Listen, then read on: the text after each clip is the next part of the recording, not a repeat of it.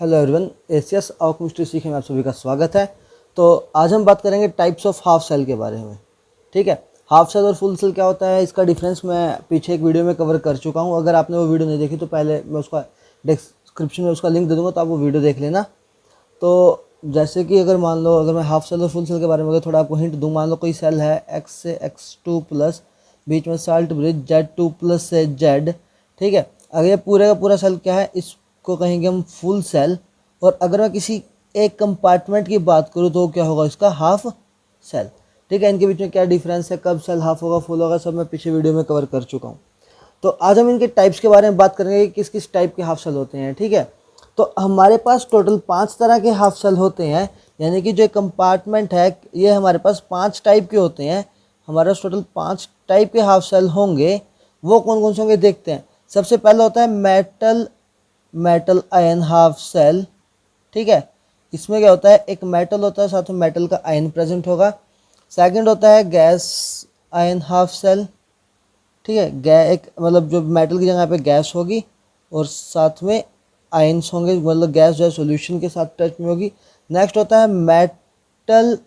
Metal के साथ होगा उसका इनसोल्यूबल साल्ट, मेटल के साथ मेटल इनसोल्यूबल साल्ट, और साथ में उसका क्या होगा, अनायन हाफ सेल।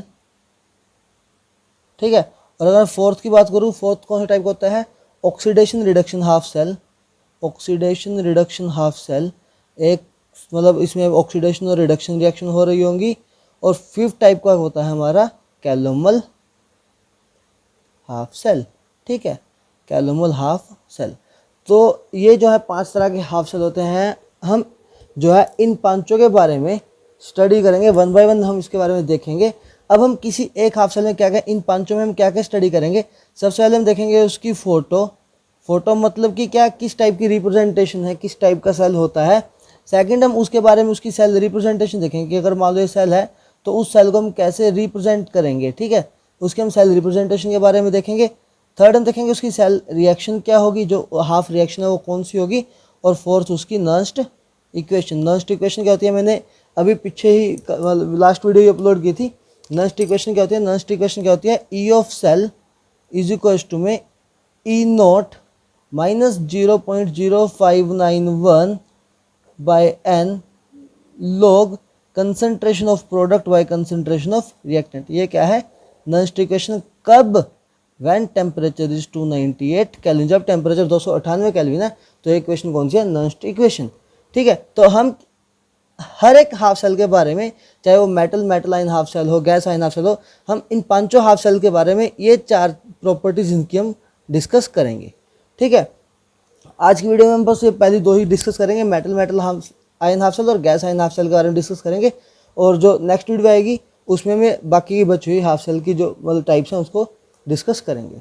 ठीक है, तो सबसे पहले मैं मतलब आपको कुछ बताना चाहता हूँ डिस्कस करने से पहले जो हम इसको स्टडी करेंगे, हम जो इसको डिस्कस करेंगे, हम इसको करेंगे कैथोडिक कंपार्टमेंट में।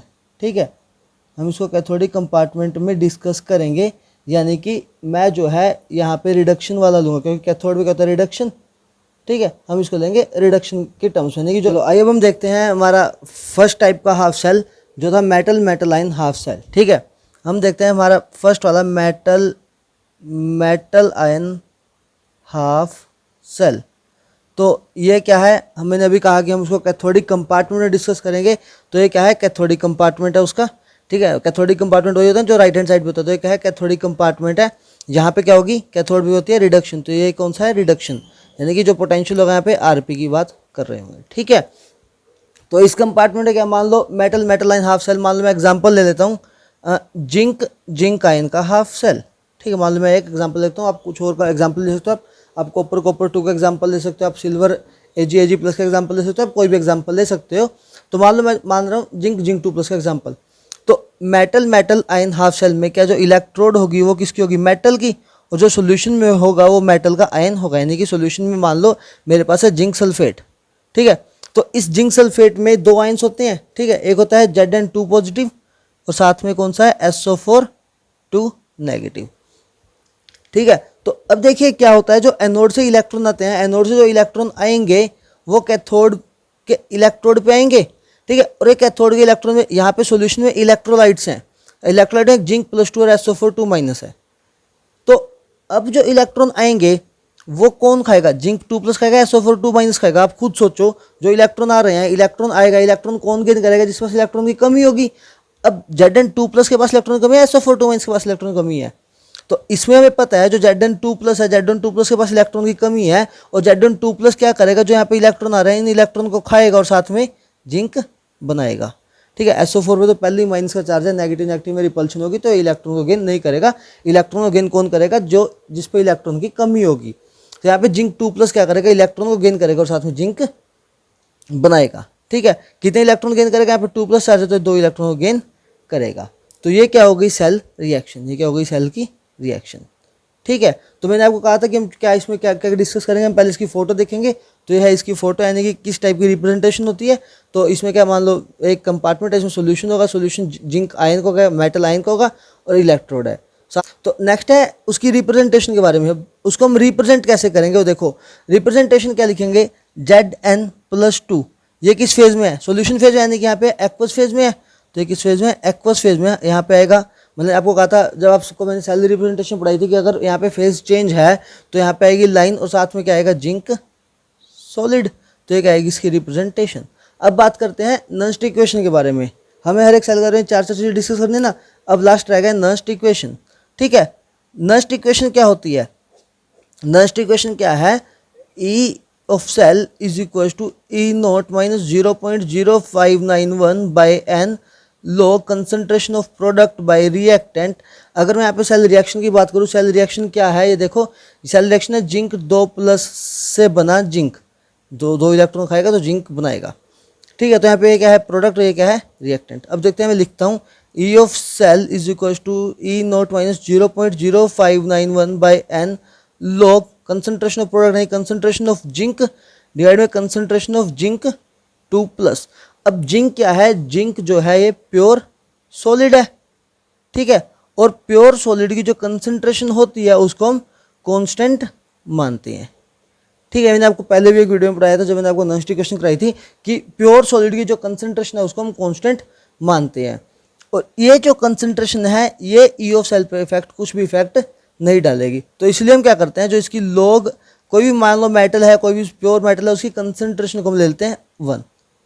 ठीक है। अब तो अगर मैं बात करूँ ई ऑफ सेल, अब ई ऑफ सेल क्या होगा, E0 minus 0.0591 by n log, यहाँ पे आएगा 1 बाय Zn2+। ठीक है। ये क्या आएगी इसके लिए, मेटल मेटल हाफ आयन के लिए क्या आएगी, नॉनस्ट इक्वेशन। ठीक है। तो ये इक्वेशन याद रखना, ऐसे याद रखने कोई बात नहीं, आप एग्जाम में भी निकाल सकते हो, सेल रिएक्शन आपको गिवन हो। ठीक है। तो आप सिंपल नॉनस्ट इक्वेशन निकाल सकते हो। नॉनस्ट इक्वेशन के बाद आपके पास एग्जाम में इसमें न्यूमेरिकल आ जाते हैं कई बार। ठीक है। अब हम सेकंड बात करते हैं। सेकंड क्या है हमारे पास, जो ये देखिए, ठीक है, सेकंड क्या है, gas ion half cell, gas ion half cell. ठीक है। ये क्या है हमारा सेकंड टाइप का हाफ सेल। अब मैं इसकी फ़ोटो की बात कर रहा हूँ, फोटो यानी कि किस टाइप की रिप्रेजेंटेशन होगी वो देखते हैं। मैंने फ़ोटो पहले ही ड्रॉ कर रखी है, तो फोटो में देखते हैं क्या क्या होता है। देखो, अगर मैं पहले इसका एग्जांपल ले लेता हूँ आपके साथ। ठीक है। अगर मैं इसका एग्जांपल मानूँ तो गैस आयन हाफ सेल आप सबको पता है, जो हमारा स्टैंडर्ड हाइड्रोजन इलेक्ट्रोड होता है SHE। ठीक है। वो इसका एग्जाम्पल है स्टैंडर्ड हाइड्रोजन इलेक्ट्रोड। तो इसमें क्या होगा, H+ से बन रहा है H2। मैंने ये हम कैथोडिक कंपार्टमेंट लेते हैं, हम इसको एनोडिक में भी ले सकते हैं, लेकिन मैं आपको अभी हम अभी कैथोडिक में डिस्कस कर रहे हैं। एनोडिक में लेंगे तो जस्ट रिएक्शन जो है रिवर्स होगी उसकी। ठीक है। मैं इसको आपको ये वाला चल जाए एनोडिक में भी करके एक बार दिखा दूंगा। तो अब मैं इसकी फ़ोटो की बात करूँ तो यहाँ पे क्या होगा, यहाँ पे क्या यहाँ पे आ रहा होगा, मतलब यहाँ पे क्या होगा कि साइड से आ रही होगी यहाँ पे हाइड्रोजन गैस। ठीक है। और यहाँ पे नीचे क्या है, प्लेटिनम का इलेक्ट्रोड। तो अगर मैं गैस आयन की बात करूँ, गैस आयन में जो है प्लेटिनम का इलेक्ट्रोड होता है। ठीक है। प्लेटिनम का इलेक्ट्रोड क्या, ये सेल रिएक्शन में पार्टिसिपेट नहीं करता, लेकिन इसका कुछ फंक्शन होता है। फंक्शन क्या होता है, पहला फंक्शन क्या है प्लेटिनम इलेक्ट्रोड का, ये जो है हाइड्रोजन को एड्जॉर्ब करता है। जो हाइड्रोजन आ रही है, ठीक है, ये उसको एड्जॉर्ब करेगा। और सेकंड क्या है, जो प्लेटिनम का इलेक्ट्रोड है, पहले याद रखना ये मैक्सिमम में पार्टिसिपेट करती है, सेल रिएक्शन में पार्टिसिपेट नहीं करता। रिएक्शन में पार्टिसिपेट नहीं करता, मैकेनिज्म में पार्टिसिपेट करती है। मैकेनिज्म में पार्टिसिपेट करने का मतलब क्या है कि इसके ऊपर पहले तो हाइड्रोजन एडजॉर्ब हो रहा है, और सेकेंडली मैकेनिज्म में कैसे पार्टिसिपेट कर रही है ये, क्योंकि यहाँ पे इलेक्ट्रॉन का इनफ्लो हो रहा है और आउटफ्लो भी हो रहा है। ठीक है, यानी कि प्लेटिनम का जो इलेक्ट्रोड है वो इलेक्ट्रॉन इनफ्लो और आउटफ्लो तो कर रहा है, यानी कि मैकेनिज्म में पार्टिसिपेट करता है, लेकिन रिएक्शन में पार्टिसिपेट नहीं करता। ये चीज़ याद रखना अच्छे से। ठीक है, प्लेटिनम का रोल। तो अब मैं बात करता हूँ स्टैंडर्ड हाइड्रोजन इलेक्ट्रोड। ठीक है, आप लोगों को पता है जो स्टैंडर्ड हाइड्रोजन इलेक्ट्रोड है उसका जो ई नोट है, ई नोट क्या होता है, जीरो, यानी कि जो उसका स्टैंडर्ड इलेक्ट्रोड पोटेंशियल है उसकी वैल्यू होती है जीरो। ठीक है, और दूसरी बात अगर मैं इसके यहाँ पे रिएक्शन की बात करूँ तो रिएक्शन क्या होगी ये देखिए आप। तो इसमें क्या होता है, जो यहाँ पे हाइड्रोजन गैस आ रही है, जो सोल्यूशन में क्या होता है, HCl होता है, मतलब 1 मोलर HCl होता है। तो HCl में क्या क्या आयंस होंगे, एक होगा H+ और एक होगा Cl-। ठीक है, जैसे हमने अभी डिस्कस किया, तो यहाँ पे क्या है, एनोड से इलेक्ट्रॉन आ रहे हैं कैथोडिक कंपार्टमेंट में, क्योंकि हम सब कुछ कैथोडिक कंपार्टमेंट डिस्कस कर रहे हैं। तो जो इलेक्ट्रॉन आएंगे, इलेक्ट्रॉन यहाँ पे 2 आयन आएगा, H+ और एक Cl-। अभी आप लोग खुद बताइए कि यहाँ पे जो इलेक्ट्रॉन आ रहे हैं वो कौन खाएगा, वही खाएगा जिसके पास इलेक्ट्रॉन की कमी होगी। यहाँ पे जो है H+ के पास इलेक्ट्रॉन की कमी है, तो H+ क्या करेगा, यहाँ पे H+ क्या करेगा, यहाँ पे एक इलेक्ट्रॉन खाएगा और H2 बनाएगा, और हाफ H2 गैस जो है बनेगी। ठीक है, और ये हाफ H2 गैस जो है वहाँ पे इवॉल्व हो जाएगी। अब सेकंड में बात करता हूँ रिप्रेजेंटेशन के बारे में, कि अगर मान लो हम इसको रिप्रेजेंट करें। ठीक है, मैंने आपको कहा था कि 4 चीज़ डिस्कस करेंगे, फोटो, रिएक्शन, रिप्रेजेंटेशन और साथ में नॉन-स्टिक इक्वेशन। तो अब मैं बात करूँ इसकी रिप्रेजेंटेशन के बारे में। अगर हम इसको रिप्रेजेंट करें तो रिप्रेजेंटेशन कैसी होगी इसकी। ठीक है, एक चीज़ मैं आपको बता दूँ कि देखो ये चीज़ याद रखना, अगर मैं कैथोडिक कंपार्टमेंट की बात कर रहा हूँ, ठीक है, अगर मैं कैथोडिक कंपार्टमेंट की बात कर रहा हूँ तो अगर, और मैं उसको अगर सेल रिप्रेजेंटेशन लिखूँ तो सेल रिप्रेजेंटेशन हमेशा इलेक्ट्रोलाइट से इलेक्ट्रोड की तरफ लिखी जाएगी। ठीक है, मतलब यहाँ से इलेक्ट्रोलाइट से इलेक्ट्रोड की तरफ लिखी जाएगी सेल रिप्रेजेंटेशन।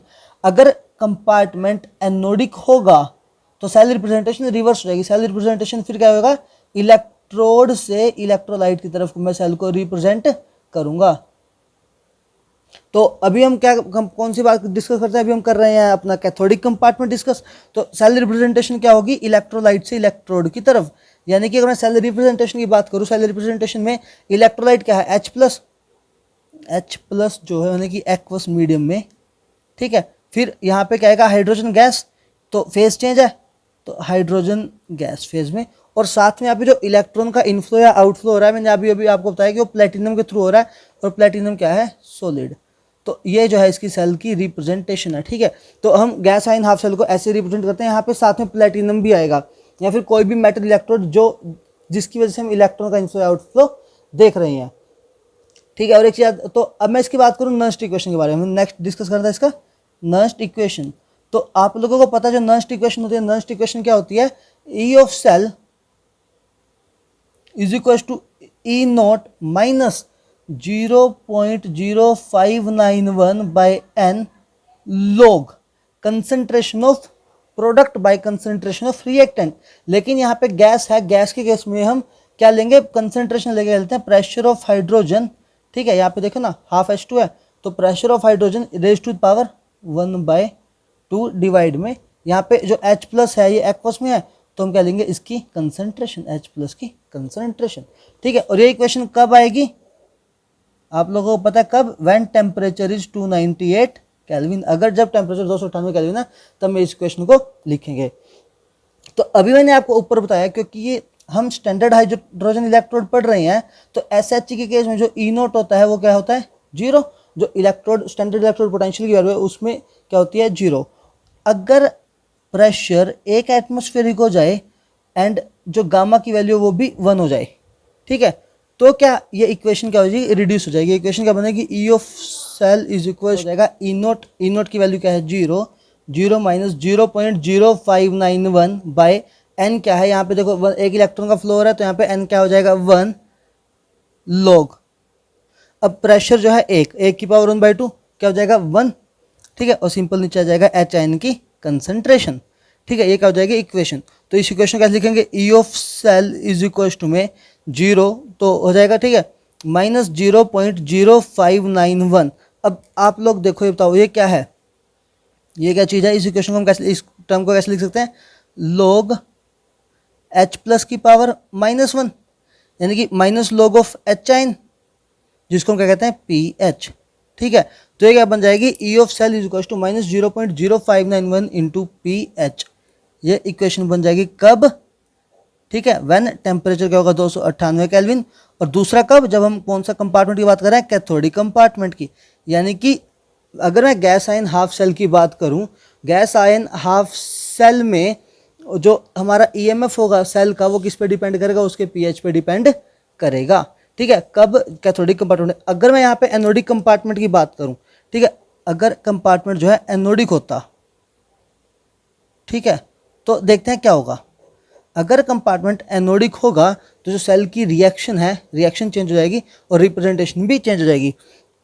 एनोडिक कंपार्टमेंट क्या होता है, एनोड में क्या होता है, oxidation, oxidation loss of electron. तो यहाँ पे इलेक्ट्रॉन का लॉस होता है। यहाँ पे इक्वेशन क्या होती है, जो हाफ H2 है वो क्या बनाता है, H प्लस प्लस इलेक्ट्रॉन, ठीक है। और उसके बाद जो इक्वेशन होती है Nernst equation, Nernst equation change होती।